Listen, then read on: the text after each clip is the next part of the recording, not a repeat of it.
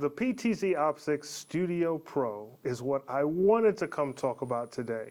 What I was going to try to do is compare it to the camcorder that I wanted to replace, and then see what the image quality was like, get a better feel for what it takes to put this thing together, what it takes to make it a good shooter out of the studio. Now, it's called the Studio Pro for a reason, but I wanted to give an example of why it would work to replace a camcorder and whether it's a feasible option for some of the things that I like to do.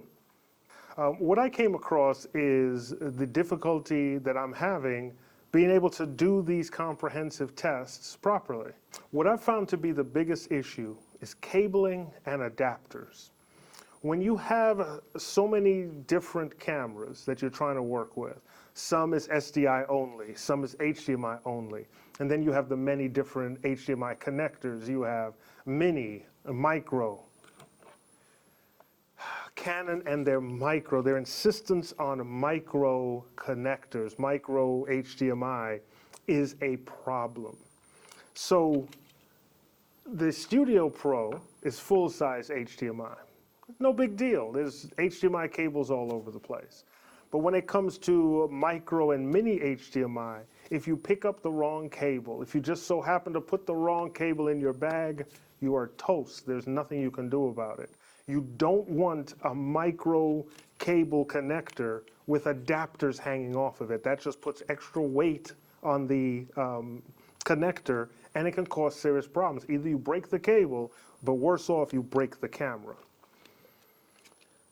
Then when it comes to audio, I do have one issue with the Studio Pro, but once again, look out for a full review of the PTZ Optics Studio Pro. I'm going to have it, and I'm going to give you the reasons why I thought it would be a good replacement for a JVC GY HM170 that I've been using for quite a while. With this Studio Pro camera, the input is line level. It's 3.5 millimeter, but it's line level, which is going to require an adapter for you to bring in any microphone. It's a professional input in a 3.5 millimeter size. So that requires just additional. Now, once again, it's a Studio Pro camera, so the thought process behind that it would be used in a studio. I'm actually using it right now. I would be having a lot of different cameras coming into my ATEM ISO so that we can see the image quality between them.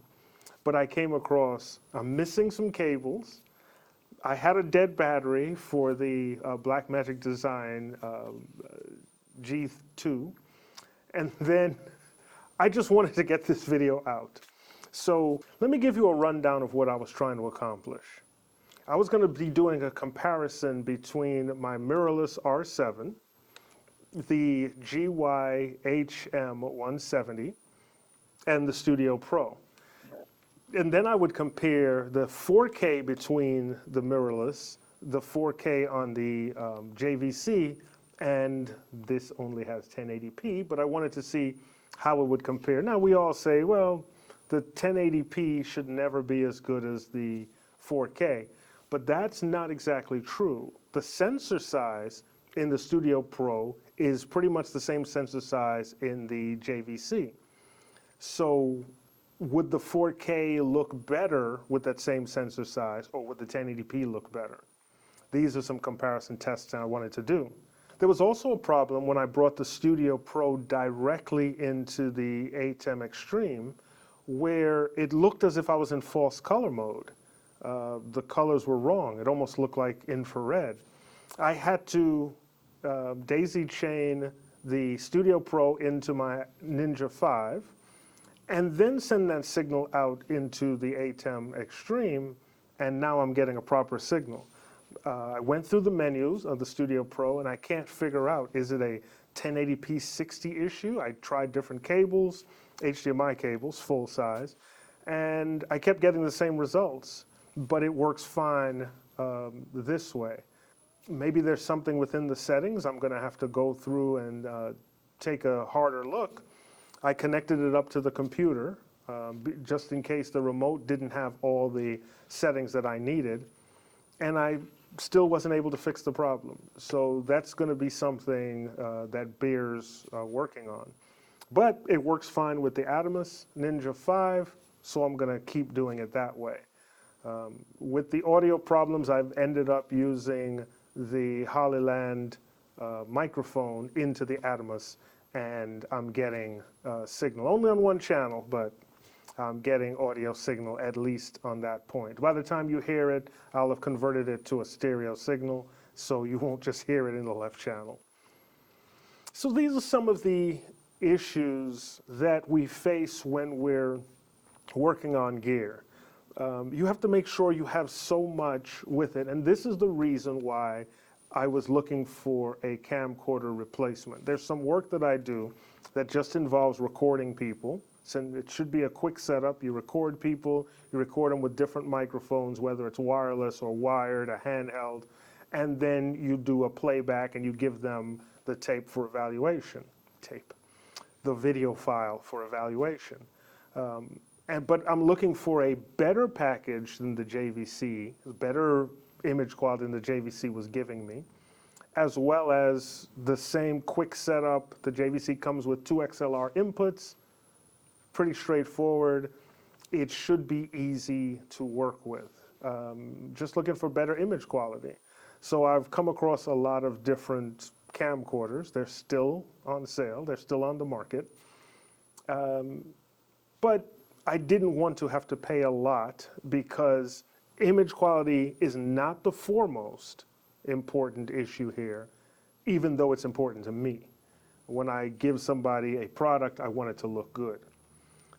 So I didn't think the JVC quality, we're not able to bring in a whole bunch of lights to make it look pretty, so I needed something that can get good quality at a good price and was simple to use. So look forward to that PTZ Optics Studio Pro review where I'll cover all that information. This was more of a rant video. I am upset at how difficult it is sometimes just to get a setup up and running quickly, the different types of cables you need, the different quirks that you come across, and how to best combat that. Normally I have a bag with all the cabling I can possibly need, but with the range of cables that you need, whether it's power, audio, video, networking, these bags are getting bigger and bigger and bigger, and that sort of defeats the purpose of having a quick, easy setup product.